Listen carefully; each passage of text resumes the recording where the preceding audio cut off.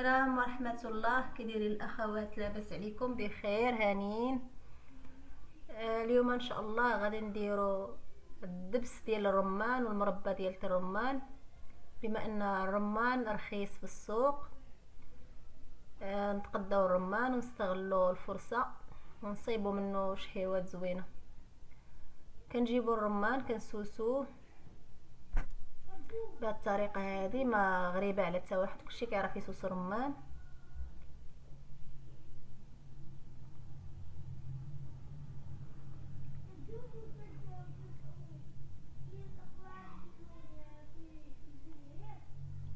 وملي كنسوسوه كامل كنقيو منه دوك الجليدات اللي كيبقاو رقيقين كيطيحوا مع الحبوب الرمان.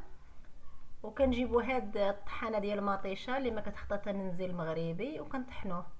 هاد احسن من المونينيكس حيت ما كتهرش. داك العصف تاع الرمان ما كيتهرش، كيهبط الماء وكيبقى العصف الفوق.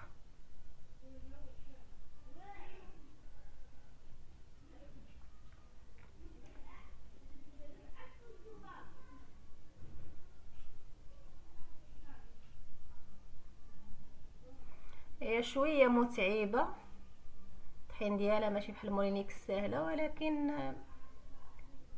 هي احسن من ناحيه ديال ما كيتهرش العظم تاع الرمان.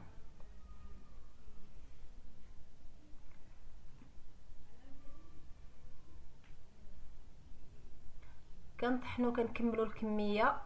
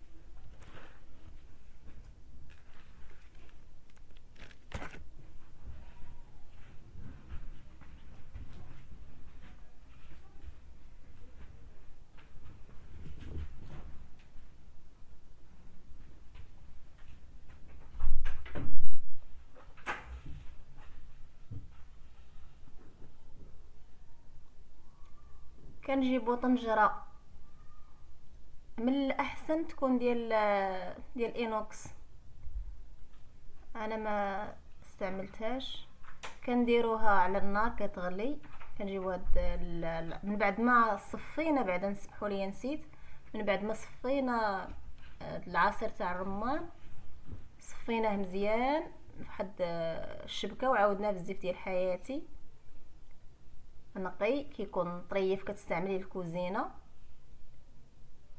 صفيناه مزيان. دابا كنحيدو ليه داك الزبد اللي كيكون الفوق، ديك الرغوات اللي كتطلع كنحيدوها ما كنخليوهاش، وكنخليو الدبس كيبقى كيعقاد. ما كنزيدو فيه حتى اضافه، ما كنزيدو لا سكر لا حتى حاجه، كيبقى غير داك الرمان كيتركز. العصير تاع الرمان كيبقى كيتركز حتى كيتركز كله وصافي. هو كيطلق السكر ديالو. حنا ما كنزيدوش السكر في الدبس. الدبس الطبيعي ما كيزادش فيه السكر، حيت الا زدتي السكر كيولي صناعي ما كيبقاش طبيعي.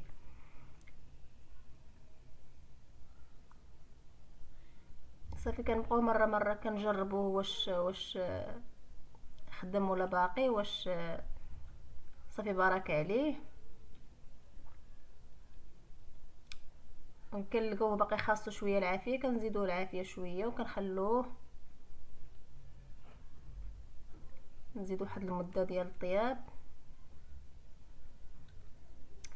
راه تبارك الله دايره 4 كيلو تاع الرمان، الا خرجت لي هاد شويه هذا، حيت ما فيه لا سكر لا اضافات لا حتى حاجه. خرجت لي الحاسب نص كيلو، نص كيلو ديال الدبس. وراه المذاق ديالو كيجي رائع وكيصلح بزاف ديال لاصوص. والاخوات عرفتوا داك اللي صفينا من الرمان داكشي كيبقى رطاب وزوين. انا صبت به هاد المربى هادي ديال الرمان، جات زوينه. وبالصحه والراحه، مع السلامه.